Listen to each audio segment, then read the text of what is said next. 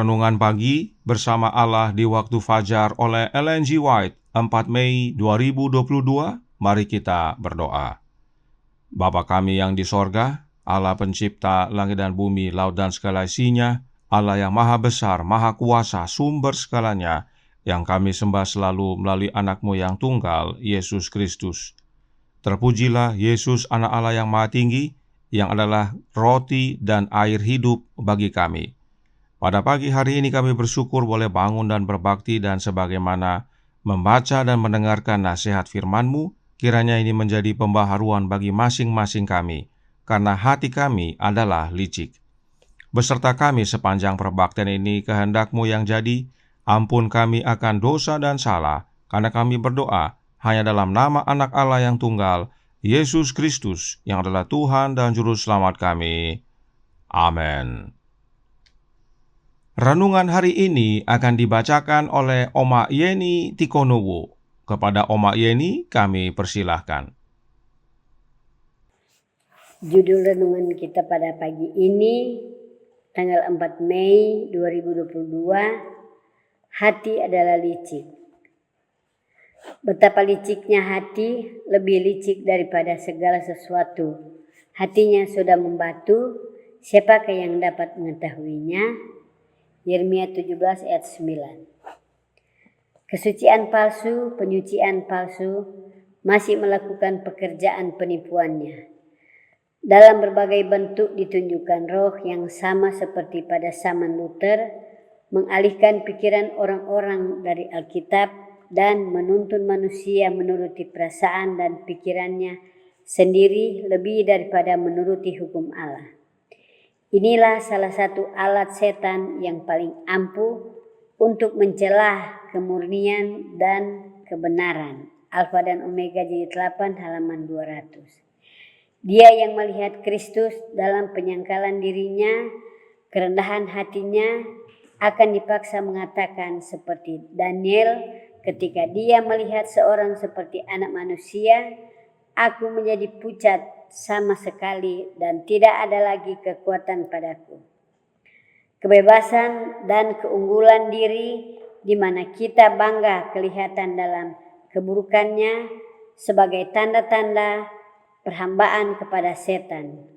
Sifat manusia selalu bergumul untuk dinyatakan siap untuk bertanding, tetapi dia yang belajar mengenai Kristus dikosongkan dari diri, dari kesombongan, dari cinta akan keunggulan, dan ada ketenangan di dalam jiwa.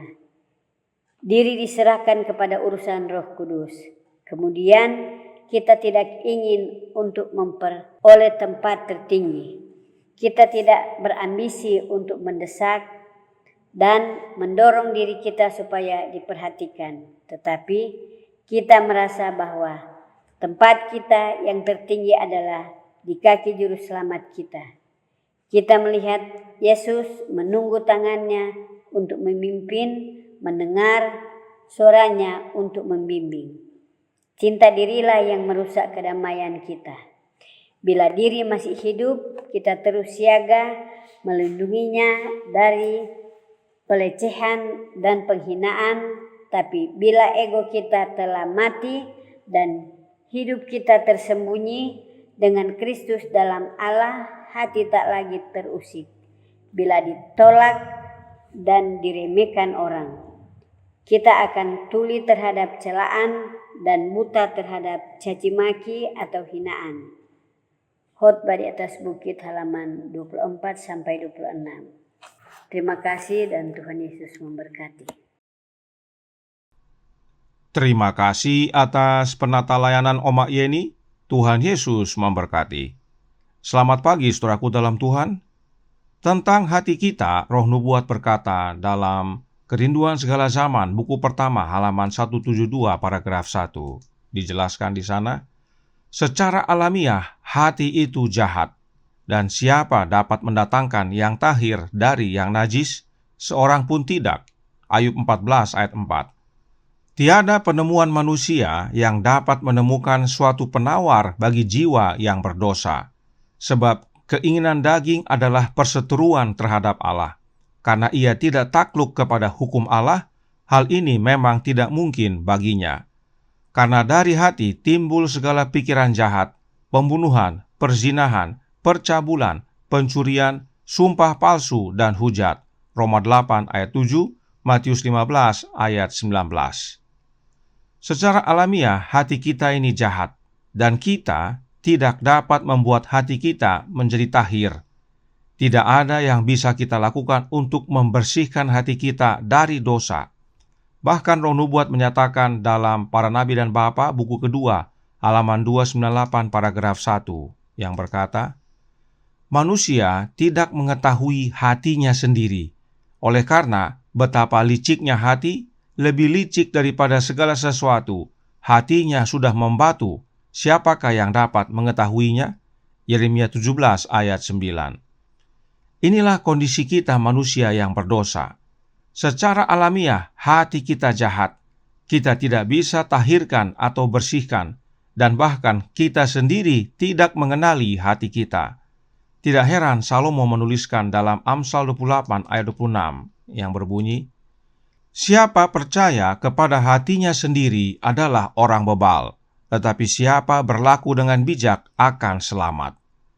Lalu, apa yang harus kita perbuat? Renungan hari ini berkata, bersama Allah di waktu fajar halaman 143 paragraf 2. Diri diserahkan kepada urusan Roh Kudus. Bagaimana maksudnya diserahkan kepada urusan Roh Kudus? Kalimat ini diambil dari buku Khotbah di atas Bukit, dan mari kita baca kalimat kelanjutannya dalam Khotbah di atas Bukit halaman 24 paragraf 3. Dijelaskan, kita melihat Yesus menunggu tangannya untuk memimpin, mendengar suaranya untuk membimbing.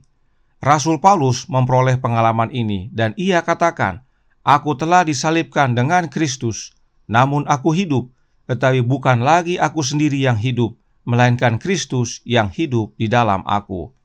Dan hidupku yang kuhidupi sekarang di dalam daging adalah hidup oleh iman dalam Anak Allah yang telah mengasihi aku dan menyerahkan dirinya untuk aku. Galatia 2 ayat 20. Inilah saudaraku dalam Tuhan, maknanya menyerahkan diri kepada urusan Roh Kudus, yaitu kehadiran Kristus dalam hidup kita oleh iman.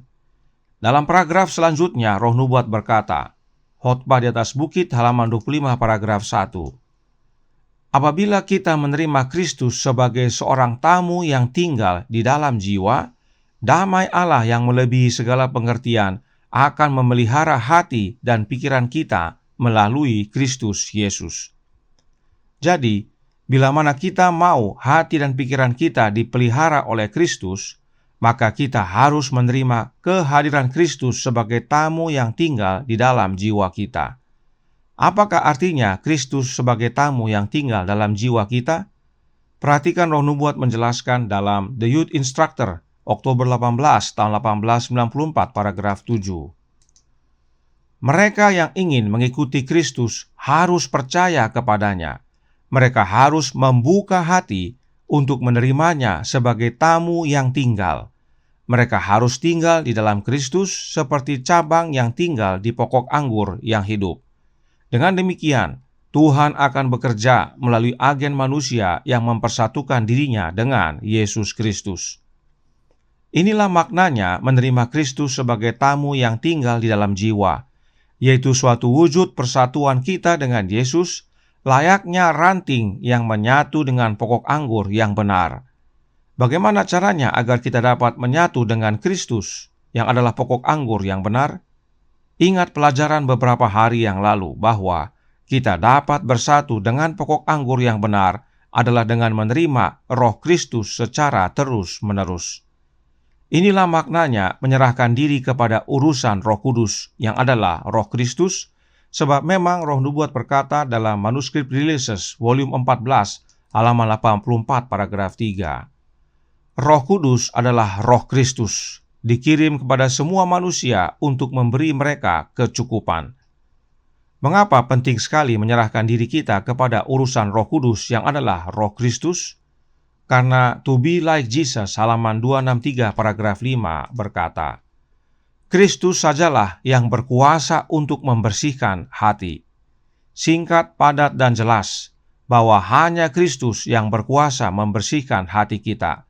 Hanya Kristus yang dapat bersihkan hati kita yang jahat dan licik ini. Dan tidak hanya membersihkan, tetapi menjadikannya baru. Apakah artinya memiliki hati yang baru?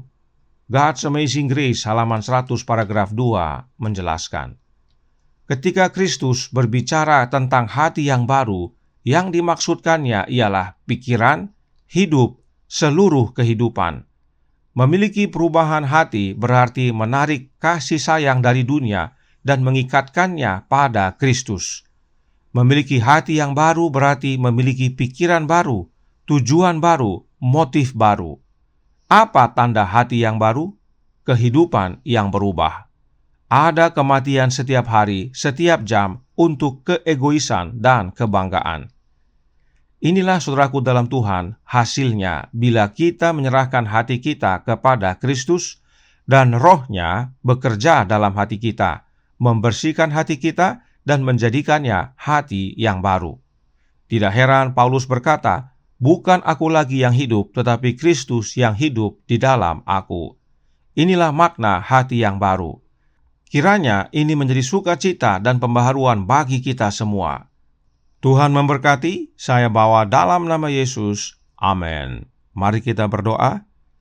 Bapa kami yang di sorga, Allah pencipta langit dan bumi, laut dan segala isinya, Allah yang maha besar, maha kuasa, sumber segalanya, yang kami sembah selalu melalui anak-Mu yang tunggal, Yesus Kristus. Terima kasih atas nasihat yang baik sekali bagi kami pada hari ini. Sebab hati kami alamiahnya jahat, hati kami adalah licik, bahkan lebih licik daripada segala sesuatu. Oleh karena itu, perlu hati kami dibersihkan, perlu hati kami diperbaharui, dan itu hanya dengan menerima Kristus sebagai tamu yang tinggal dalam hati kami. Bagaimana caranya? Oleh kehadiran Roh-Nya. Karenanya, tolong kami ya Bapa, curahkan Roh anak-Mu dalam hati ini, ubahkan hati kami ya Yesus menjadi baru, agar kehidupan kami berubah, setiap hari mati bagi keegoisan dan kebanggaan. Dan bila mana Engkau datang kedua kali nanti, kami didapati benar dan layak mewarisi kehidupan kekal.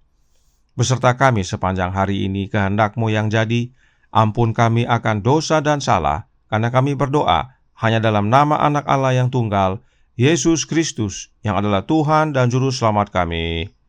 Amin.